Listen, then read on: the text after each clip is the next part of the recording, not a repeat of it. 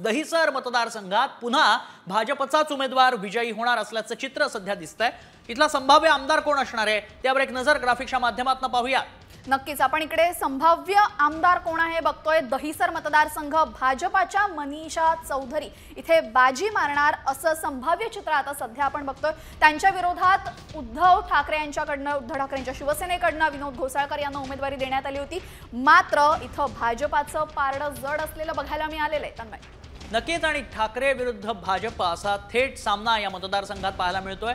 विनोद घोसाळकरांना सहानुभूतीची मतं मिळतात का संभाव्य आमदार मनीषा चौधरीच बाजी मारणार हे देखील पाहणं तितकंच महत्त्वाचं असणार आहे। मात्र यामागची कारणं काय असतील जाणून घेऊयात गणेश कवडे आमचे प्रतिनिधी यांच्याकडून। दहिसर विधानसभेमध्ये आहे ती तिहेरी लढत सध्या पाहायला मिळत होती, मात्र या लढतीमध्ये आहे ते पुन्हा एकदा भाजपचे उमेदवार असलेल्या मनीषा चौधरी यांचं पारडं कुठेतरी जड असल्याचं बोललं जात आहे।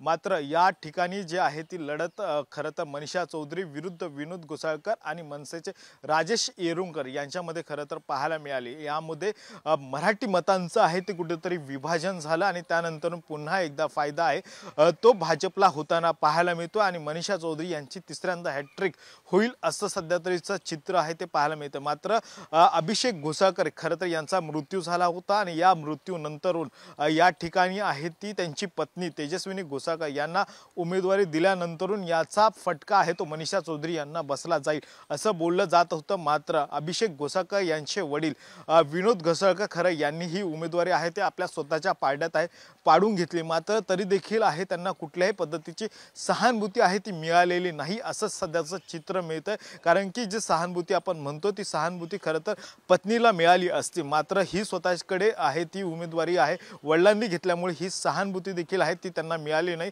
त्यामुळे त्या ठिकाणी पुन्हा एकदा भाजपच्या ज्या उमेदवार होत्या मनीषा चौधरी यांनाच कुठेतरी आहे ती आघाडी आहे ती मिळू शकते आणि त्यामुळे त्यांचा विजय आहे त्या दहिसर मतदारसंघातून होण्याची संभावना व्यक्त केली जात आहे।